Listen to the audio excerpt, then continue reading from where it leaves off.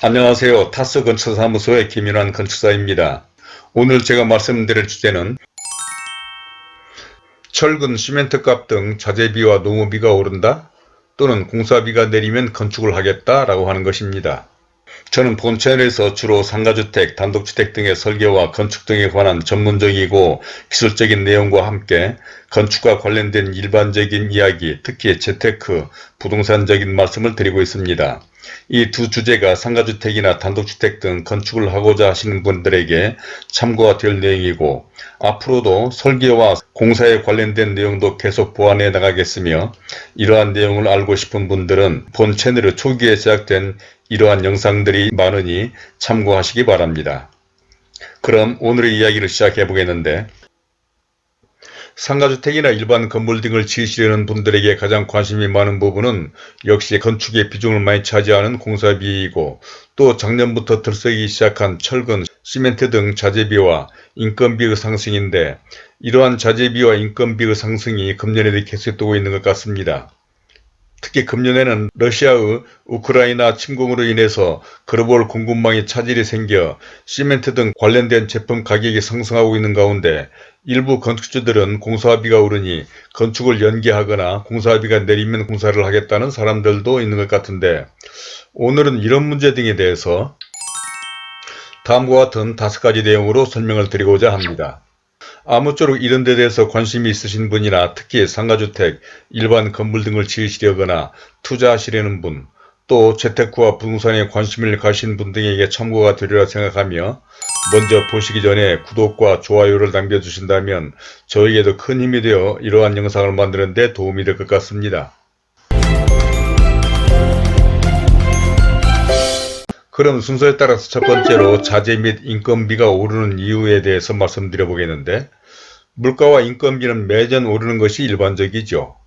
그런데 사실 공사비는 그동안 크게 오르지 않았었는데, 작년부터 철근을 비롯한 금속 관련 제품과 목재 등이 오르더니 서서히 인건비도 올랐는데, 이는 세계 각국에서 코로나19가 어느 정도 회복기로 접어들자 경제 활성화를 위해서 건설을 비롯한 제품 생산에 열을 올리면서 시작된 것입니다.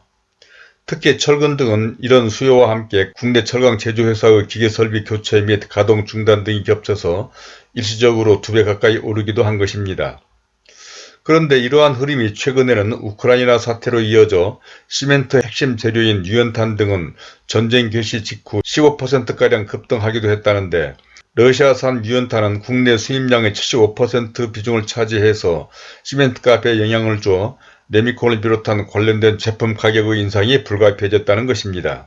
뿐만 아니라 철강업계에서는 아직까지 우크라이나 사태 이후 원자재 수입이 중단되지 않아 직접적인 피해는 없지만, 장기적으로 원재료 반제품 수급 차질이 불가피할 것으로 우려하고 있고, 당장 철근 가격 인상으로 건설 현장의 비용 부담이 늘어나 철근 업체들은 건설 자재와 인건비 급등에 따른 계약 단가 인상을 요구 중이라는 것입니다.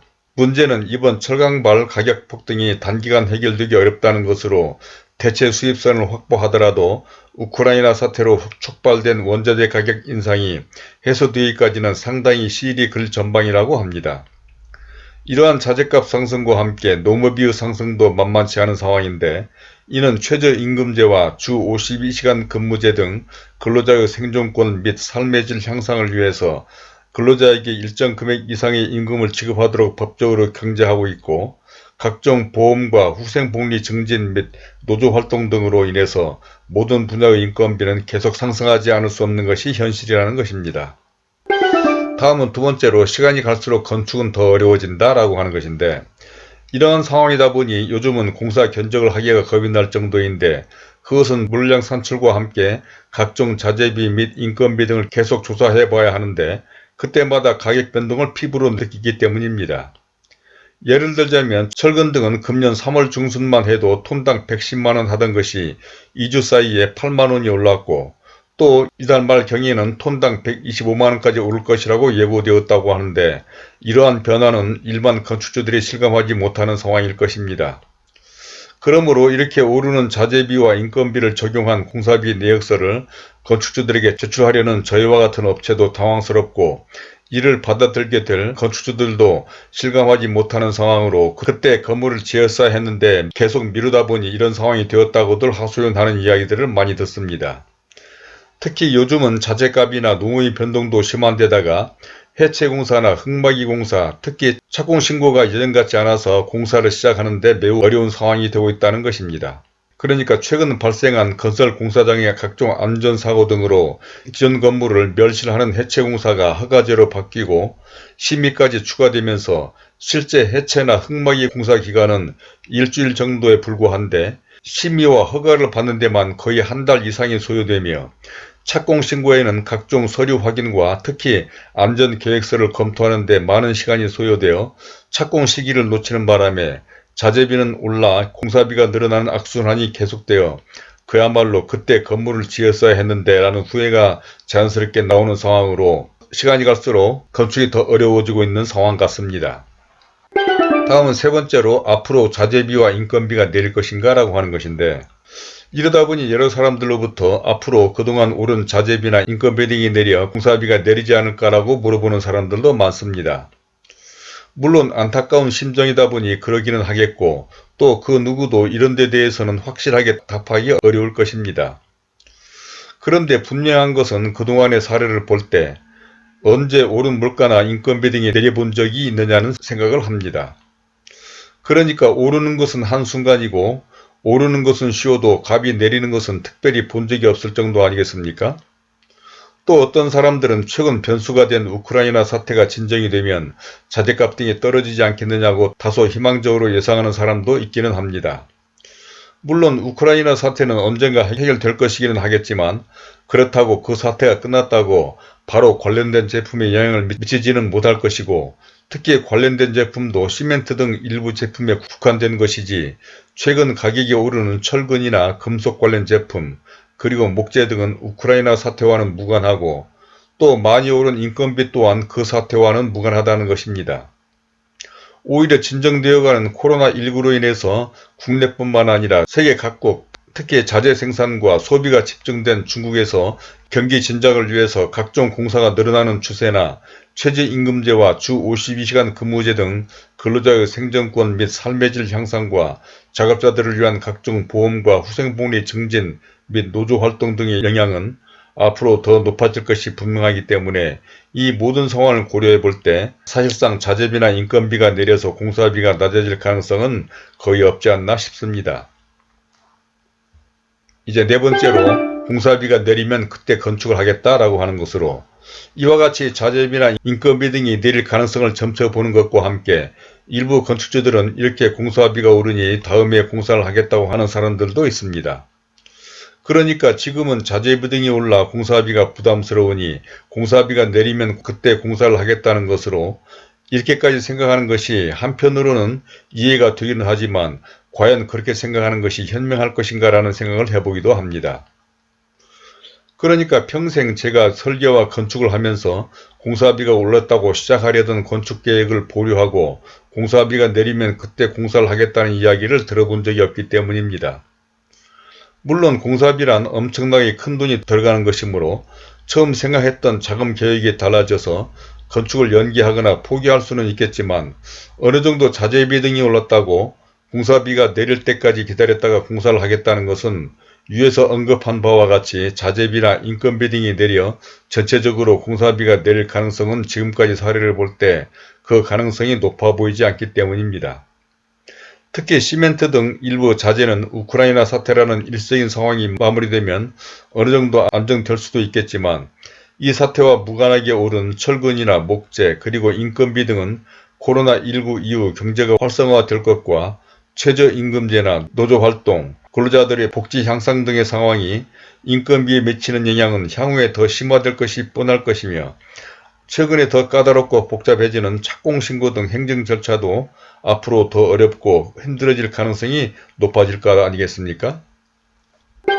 이제 마지막 다섯 번째로 실질적인 공사비 상승 금액은 얼마나 될 거라고 하는 것인데 또 일부 건축주들은 최근에 오른 철근 등 자재값이 전체 공사비의 몇 %가 되느냐고 궁금해 하시는 분들도 있는데 사실 그런 것들이 실제 오른 비용은 그렇게 크지 않다고 할 수가 있습니다.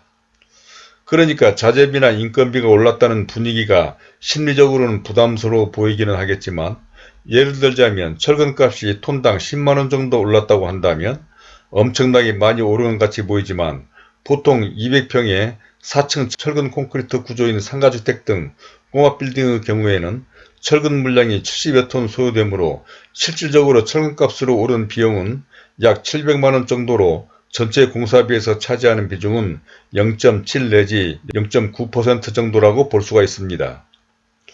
물론 철근 외에도 시멘트, 목재 같은 자재비와 인건비 등까지 고려한다면 이보다 더 많은 금액이 오른 것은 사실이지만, 그렇다고 이런 금액 정도로 그동안 구상하고 계획했던 공사를 보류하거나 포기한다는 것은 너무 단견적인 생각이 아닐까 합니다. 오히려 그보다는 대출받은 땅값으로 인한 이자 부담이나 이자 부담이 아닌 경우라도 빈 땅을 놀리기보다 빨리 대지를 활용하는 것이 더 큰 이익이 되지 않을까 생각되기 때문입니다. 또 공사비가 오른다면 그에 따라서 임대비나 분양가도 자연스럽게 오를 것은 뻔한 이치이고, 오른 비용으로 건축한 건물에 대한 향후 건물의 가치도 올랐으면 올랐지 이런 것들이 반영되지 않을 리는 만무할 까닭 아니겠습니까? 물론 그런 것은 향후 문제이고, 우선 당장 조달해야 할 공사자금 계획에 차질이 생기고 부담스러워진다는 것은 사실이긴 하지만, 순전히 어느 정도 오른 공사비 때문에 전체적인 사업계획을 변경한다는 것은 아무래도 쉽게 이해되지 않는 것 같습니다. 즉, 아파트나 땅값 등 부동산들이 그렇게 실질적이지도 않은 어떤 호재 하나가 심리적으로 영향을 미쳐서 폭등해버리는 것처럼, 최근 철근 등 일부 자재비와 인건비가 오르고 있다는 불안감 등이 심리적으로 부담을 주는 것이 아닌가 하는 생각도 드는데, 실질적이고 구체적인 상황을 종합적으로 잘 생각해 봐야 하지 않을까 하는 것입니다.